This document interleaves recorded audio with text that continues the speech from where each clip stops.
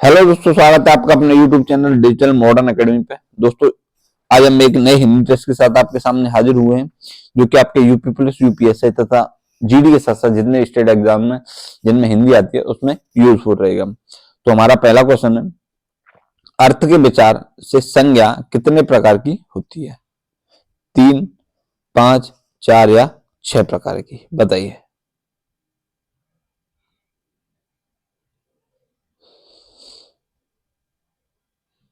तो इसका उत्तर होगा 3। देखो 3 कौन कौन सी, देखो व्यक्तिवाचक, व्यक्ति, जाति, जातिवाचक और आपके भाववाचक।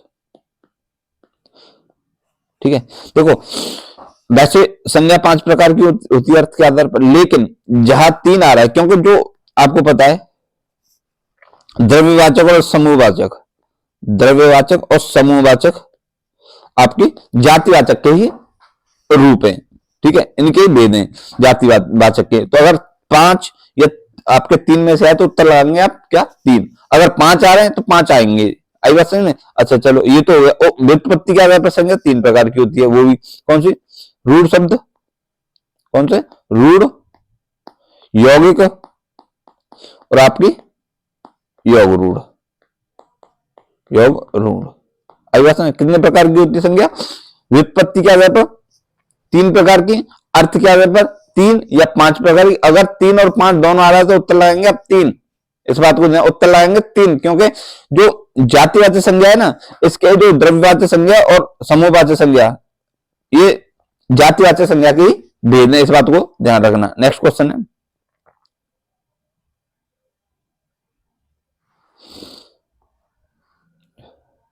ए और ए वर्ण क्या कहलाते हैं? ए और ए वर्ण क्या कहलाते हैं? नासिक्य, मूर्धन्य, ओष्ठ, कंठोष्ठ, कंठ तालव्य, सॉरी। बताइए।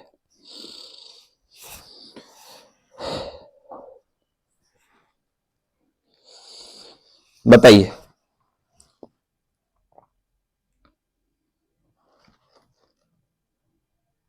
बिल्कुल उत्तर होगा इसका आपका डी। कौन सा उत्तर होगा आपका? डी।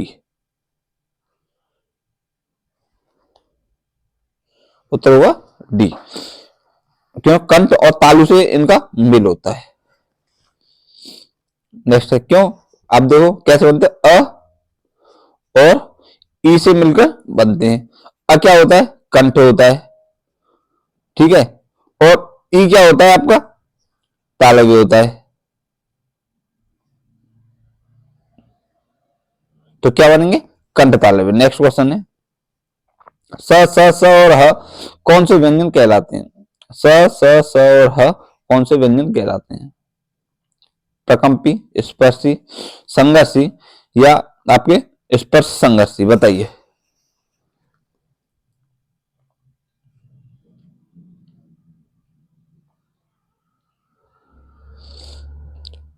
अच्छा, इन वर्णों को एक और बोलते हैं। इसका उत्तर होगा, आपको बता दीजिए। इसका उत्तर होगा आपका डी, स्पर्शी संघर्षी, स्पर्श संघर्षी। एक्चुअली देखो इन्हें ऊष्म बोलते हैं, ध्यान रखना।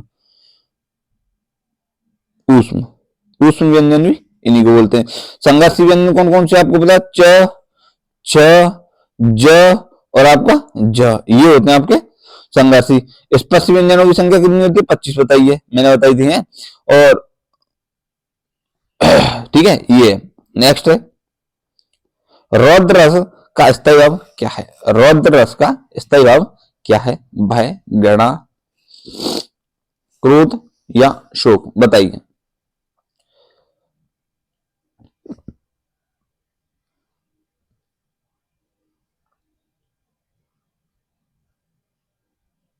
बताइए।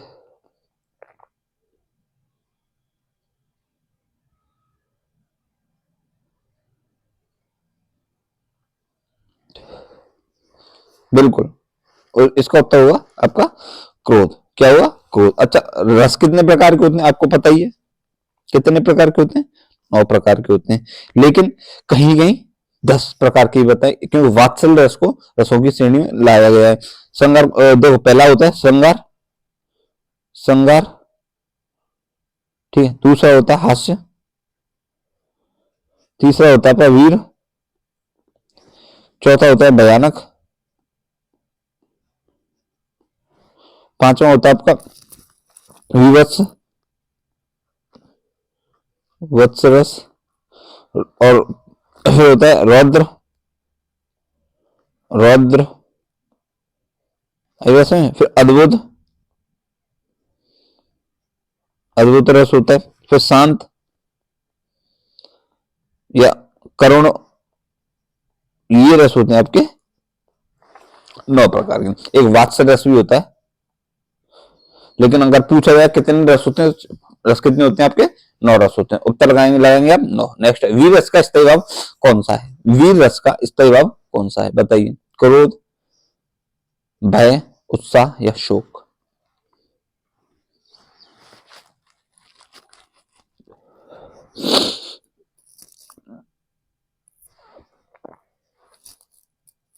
बताइए।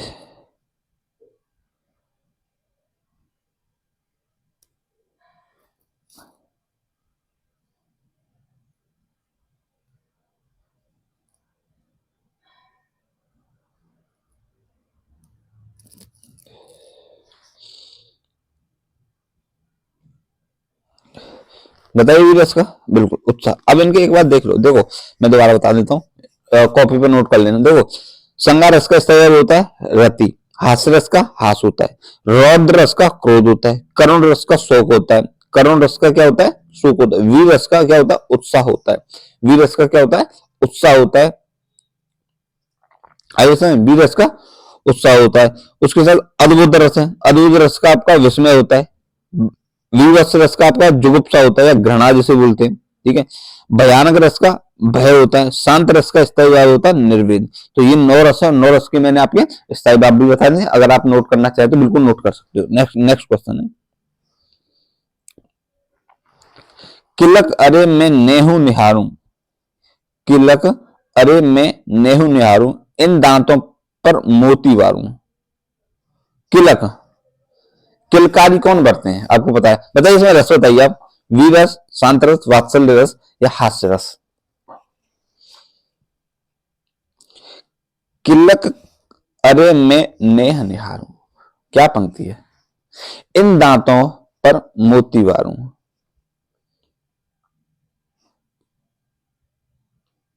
कहीं आप कुछ गलत मत ले जाना, ऐसा हो अपनी प्रेमिका को देख के आप उस पंक्ति को वहां ले जाएं तो आपकी गलत फहमी है, उनके लिए पंक्ति नहीं है, ये पंक्ति किसी और के लिए है, ठीक है। ये किलक यानी किलकारी कौन बरते हैं? देखो बच्चे बरते हैं, ठीक है। लेकिन नैन निहारूं, मोती वारूं, वो सारी चीजें आ रही हैं, तो कहीं ऐसा ना भावनाओं हो जाए, तो भावनाओं होने की जरूरत नहीं है, ठीक है। आप शांति में रहिए। तो इसका उत्तर क्या हुआ? बिल्कुल वात्सल्य रस हुआ। क्या हुआ? वात्सल्य रस। नेक्स्ट है, श्री गुरु चरण सरोज रज, निज मन मुकुर सुधार, बरनो रघुवर विमल जस, जो दायक फल चार। बताइए। पहले तो आप मात्रा गिनी है, इसमें पूछ रहा है कौन सा छंद है, तो मात्रा गिनी है।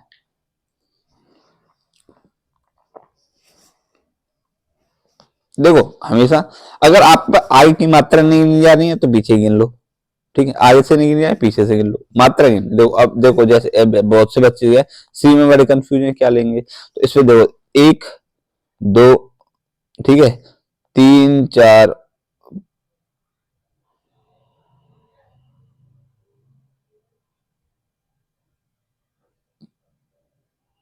ठीक है, 1 2 3 4 5 6 7 8 9 10 और 11। तो आपको पता है क्या है इसमें, जब पहले और तीसरे चरण में 13 मात्रा होती हैं, दूसरे और चौथे चरण में आपकी 11 मात्राएं, तो क्या हुआ ये बताइए? बिल्कुल उत्तर आपका सही है, दुआ हुआ। क्या हुआ? दुआ हुआ। नेक्स्ट क्वेश्चन है, और दुआ का उल्टा क्या होता है? कमेंट में मेरे को जरूर बताना, जिसमें पहले और तीसरे चरण में 11-11 मात्रा होती है, दूसरे और चौथे चरण में 13-13 मात्राएं। कमेंट में जरूर बताना, क्योंकि इससे आपकी याददाश्त बढ़ेगी। पृथ्वीराज रासो के लेखक कौन है? पृथ्वीराज रासो के लेखक कौन है? बताइए। नरपति नाला, जगनिक, चंद्रवरदाई या सूरदास? बताइए।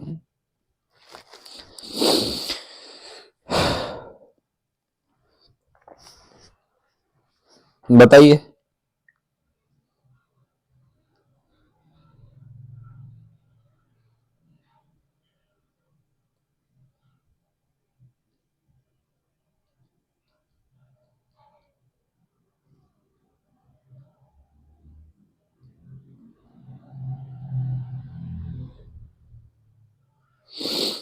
बताइए गुरु।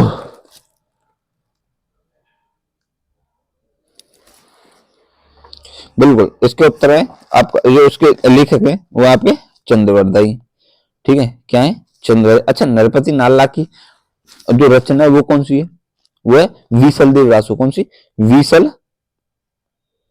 देव रासो। कौन सी? वीसल देव रासो। अरे जगनिक की आल्हाखंड है। कौन सी? जगनिक की कौन सी? आल्हाखंड। आल्हा खंड। वैसे आपके लिए जल्दी से जल्दी ना एक बोर्ड का इंतजाम किया जा रहा है, क्योंकि आप लोग तो इतना सपोर्ट नहीं कर रहे हैं, पर कुछ बच्चे पढ़ने वाले हैं, उनके लिए बोर्ड का सपोर्ट जरूर किया जाएगा। 2-4 दिन में ही हो जाएगा, ज्यादा परेशान होने की आपको जरूरत नहीं होगी। आपको अच्छी राइटिंग मिलेगी, मैं भी आपको उसमें देखूंगा। ठीक है। चंद्रवरदाई की मैंने बता दी। सूरसागर की, सूरदास की देखो सूरसागर है। ठीक है। सुसारावली, साहित्य लहरी, ये इनकी इंपोर्टेंट है। नल दंपत्ति है एक, और आपकी एक और है, और देख लो कौन सी है। एक है आपकी, इतनी बहुत है, चार चार जो इंपोर्टेंट है। सुसागर, सुसारावली, साहित्य लहरी, और एक आपकी सुसागर, सुरसागर,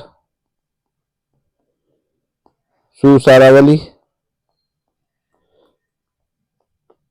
वली, और साहित्य लहरी, साहित्य लहरी। ठीक है। और एक आपकी नल दंपत्ति। नेक्स्ट है, वीजक के लेखक कौन है? अरे वाह, क्या क्वेश्चन आया है। बहुत इंपॉर्टेंट रचनाएं, बड़ी बार बार पूछी जाती है, आप लोगों को बड़ी परेशान करती है, लेकिन आज के बाद आपको बिल्कुल भी परेशान नहीं करेगी। तो बताइए, वीजक के लेखक कौन है? रैदास, मलिक मोहम्मद जायसी, चंद्रवरदाई या कबीरदास? वीजक के लेखक कौन है? बताइए। रैदास, मलिक मोहम्मद जायसी, चंद्रवरदाई या कबीरदास?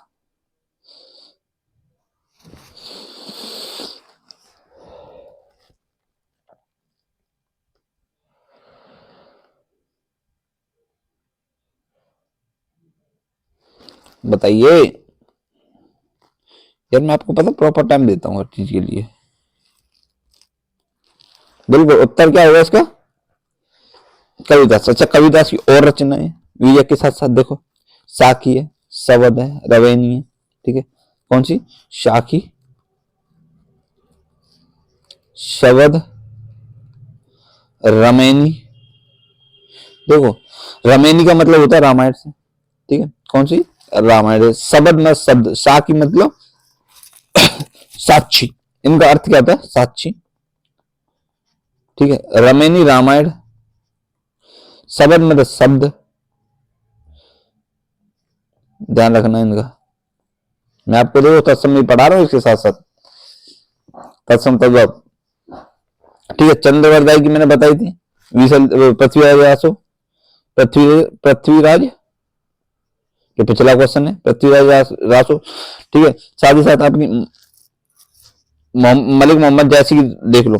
आपकी देखो, पहले आपका आखिरी कलाम होगी, फिर आ गई पद्मावत, अखरावट और चित्ररेखा। ठीक है। पद्मावत, अखरावट, चित्ररेखा और आखिरी का नाम पद्मावत। ठीक है। अखरावट,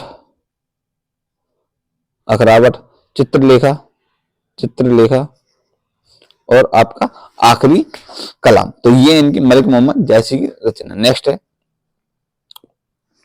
चिरायु में प्रयुक्त उपसर्ग है। चिरायु में प्रयुक्त उपसर्ग बताइए, चिर, चे, यू या आयु, बताइए।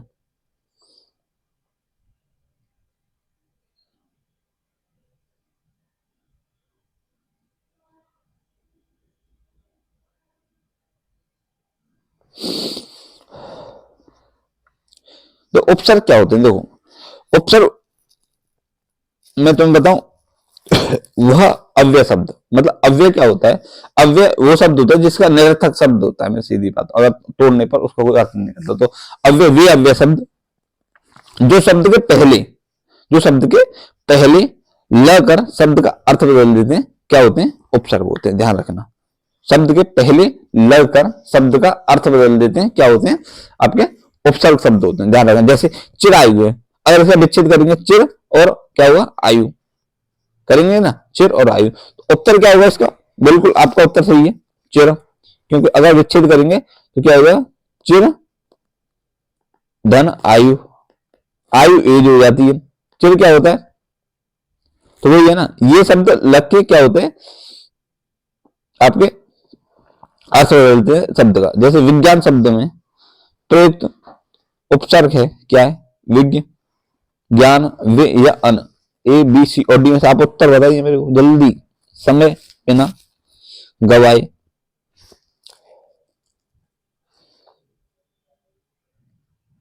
बिल्कुल उत्तर आपका सही, वे। नेक्स्ट क्वेश्चन है, जगन्नाथ का संधि विच्छेद क्या है? जगन्नाथ का संधि विच्छेद क्या है? जगत धन्नाथ, जगत धन्नाथ, जगत धन अनाथ या जगत धन अनाथ, ए बी सी और डी में से आप उसका जल्दी उत्तर बताइए, क्योंकि टाइम बहुत लगाते हो आप लोग, इतना टाइम में तो लोग जाने क्या क्या कर लेते हैं यार। बिल्कुल उत्तर क्या होगा इसका? जगन्नाथ, ठीक है, जगन्नाथ। नेक्स्ट है, एक एक का संधि विच्छेद क्या है? एक एक का संधि विच्छेद क्या है?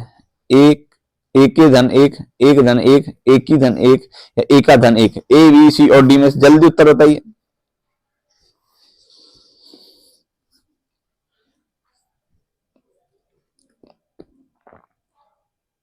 बिल्कुल उत्तर क्या होगा आपका? बी एक है। कौन सी संधि होगी? बद्ध संधि।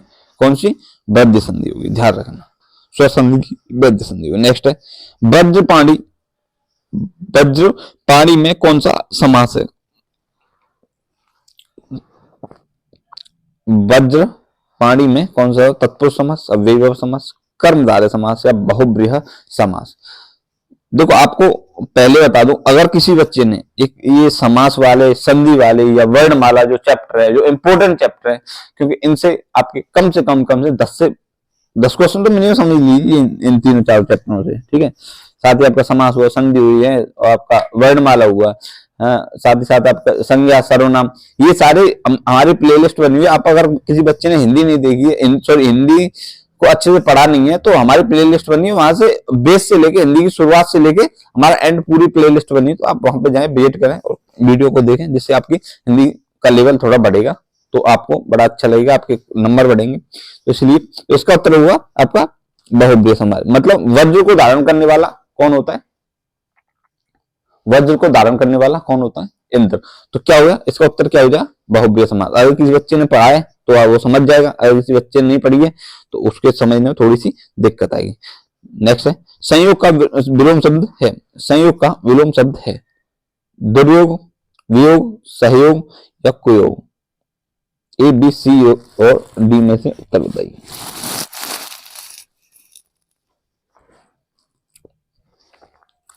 बिल्कुल उत्तर होगा इसका वियोग। नेक्स्ट है, आकलन का विलोम शब्द है, आकलन का विलोम शब्द है विकलन, संकलन, समाकलन या प्राकलन, ए बी सी और डी में से उसका उत्तर बताइए।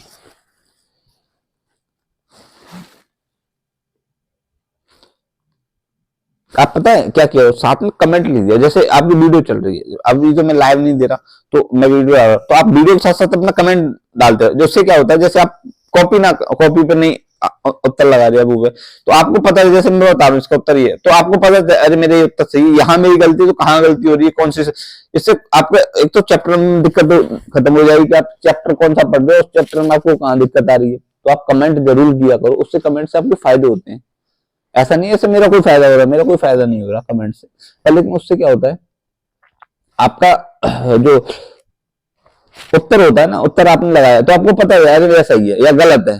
गलत है तो एक मन में सोच लिया, मैंने बता दिया, तो वो चीजें थोड़ी सही नहीं होती। तो इसका उत्तर क्या हुआ, आकलन का क्या हुआ उत्तर, विकलन। क्या, विकलन। नेक्स्ट है, मौन का विलोम शब्द है, मौन का विलोम शब्द है मुखरता, मुक्ता, वाचलता या प्रगल्भता। बताइए।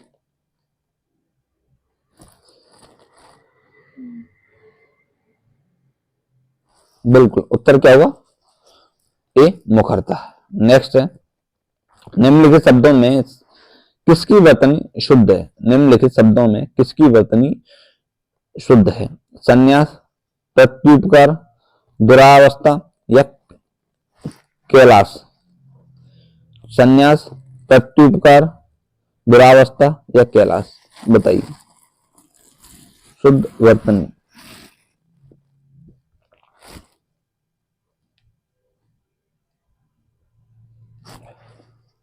बिल्कुल उत्तर क्या होगा आपका, ए संन्यास। नेक्स्ट है,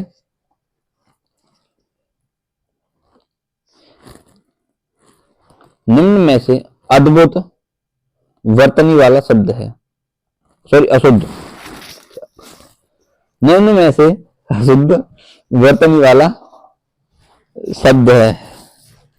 बताइए, उद्घोष, एकता, तात्कालिक या उपयुक्त। अशुद्ध वर्तनी वाला,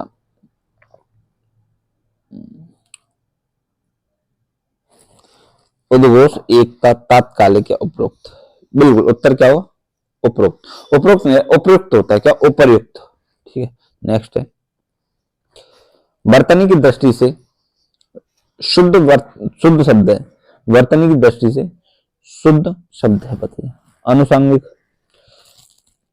अनुसांगिक, आनुषंगिक या अनुसांगिक। बताइए, ए, बी, सी और डी में से बताइए इसका उत्तर।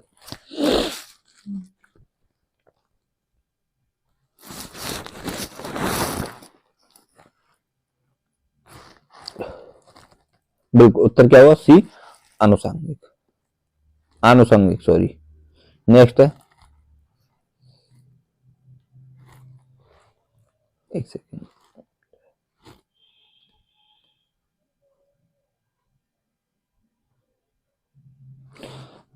क्या है, हर काम को देरी से करने वाला में अनेक शब्द के लिए एक शब्द का चयन करो। जो काम देरी से करता उसके लिए क्या शब्द आएगा, दीर्घसूत्री, अदूरदर्शी, अदूरदर्शी, ठीक है, विलंबी या दीर्घसूत्री। बताइए।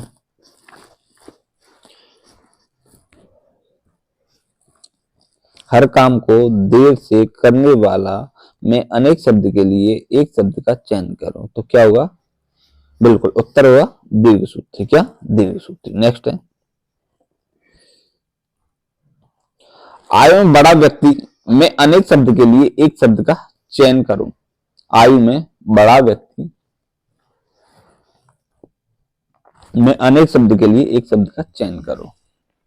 कनिष्ठ, वरिष्ठ, ज्येष्ठ या पूजनीय। इसका तो आप बता देंगे, अगर वैसा ये भी नहीं बताए ना, वैसा पुलिस की तैयारी बंद करे और घर वालों से अगर कोई किसी पे खेत है तो वो खेती का काम करे, और किसी कोई बिजनेस है ना तो अपने बिजनेस में लगे, कोई फायदा नहीं है। अगर आयु में बड़ा व्यक्ति है, इतना तो हम टीवी में देख के, रामायण भागवत आपने देखी होंगी, रामायण देखी होगी, या आपने महाभारत देखा होगा, तो उसमें ज्येष्ठ भ्राता, बड़े भैया, तो भैया क्या हुआ उत्तर इसका, ज्येष्ठ। नेक्स्ट है, वह वस्तु जो नाशवान हो में अनेक शब्द के लिए एक शब्द का चयन करो। नश्वर, शाश्वत, अमर या अलौकिक। वह वस्तु जो नाशवान हो में अनेक शब्द के लिए एक शब्द का चयन करो। बिल्कुल, क्या हुआ बताइए। बिल्कुल, उत्तर क्या हुआ इसका? ए नश्वर। क्या? नश्वर। नेक्स्ट है, रानी युद्ध ब्लैंक वीरतापूर्वक लड़ी। रानी युद्ध डैश वीरतापूर्वक लड़ी। तो इसमें क्या आएगा बताइए? में, से, बीच या को? बिल्कुल, रानी, इसका उत्तर होगा ए। रानी युद्ध में वीरतापूर्वक लड़ी, तो उत्तर क्या होगा? ए। नेक्स्ट है,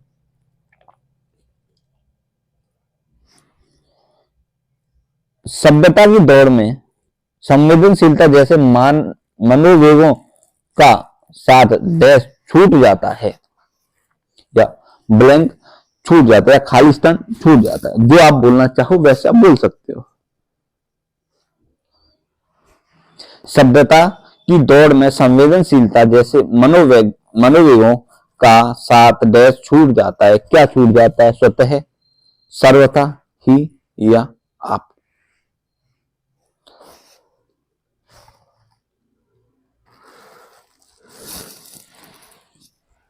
तो बिल्कुल, आप, मुझे पता है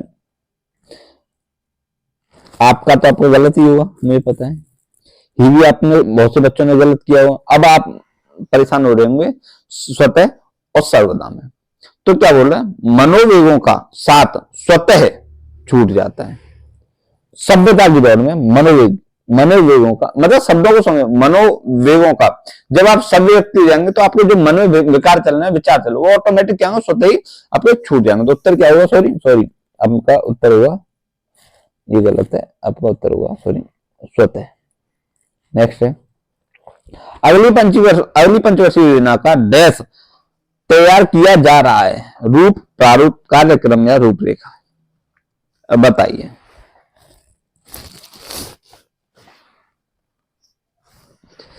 अगली पंचवर्षीय योजना का डैश तैयार किया जा रहा है। रूप, प्रारूप, कार्यक्रम या रूपरेखा?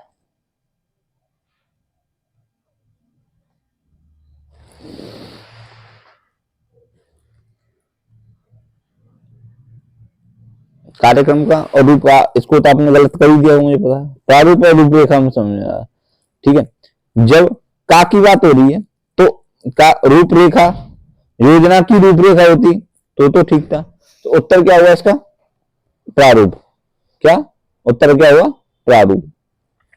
नेक्स्ट है, निम्नलिखित वाक्यों में एक वाक्य शुद्ध है, बताइए। पेड़ की पत्ता गिरी, पेड़ में पत्ता गिरा, पत्ता गिरा, पत्ता गिर पड़ा पेड़ से, या पेड़ से पत्ता गिरा? शुद्ध वाक्य बताइए। बिल्कुल, उत्तर क्या होगा? पेड़ से पत्ता गिरा। क्या हुआ? पेड़ से पत्ता गिरा। नेक्स्ट है, कोई इरघाट तो कोई वीरघाट मुहावरे का अर्थ है। कोई इरघाट तो कोई वीरघाट मुहावरे का अर्थ है। बार बार कथन बदलना, तालमेल न होना, तितर बितर होना, तितर भीतर होना या तितर बितर होना, वही है, ठीक है। बहुत चालाक होना। इसका उत्तर आप बताइए जल्दी। वैसे एक बात है, तो ये है ना लोकोक्ति मोह, इन्हें पढ़ने में बड़ा अच्छा लगता है, आप भी पढ़ा करो। इसकी मैं सोच रहा हूँ एक वीडियो में ला रहा हूँ, जिसमें क्या होगा, कम तो 200 या 250 आपके लोकोक्ति मुहावरे, 200 250 आपके विलोम शब्द, तत्सम तद्भव, तो इनकी एक वीडियो ला रहा हूँ, ठीक है, जो कि स्पेशली यूपी पुलिस के लिए होंगी। मैराथन होंगी, 1 घंटे की या 1.5 घंटे की हो जाए, या मैराथन नहीं बोलते, 1.5 घंटे की मिनिमम क्लास होगी। तो ये उसमें समझाना भी होगा, तो सारी चीजें होंगी। बताइए। बिल्कुल, तालमेल न होना, तालमेल न होना। नेक्स्ट क्वेश्चन है, अपनी डपली अपना राग मुहावरे का अर्थ है, बताइए। स्वतंत्र होना, अपना, दुखड़ा रोना, संगठन का अभाव, या अपने अपने माँ के अनुसार चलना। एक्चुअली माँ नहीं है, ये मन है, ध्यान रखना।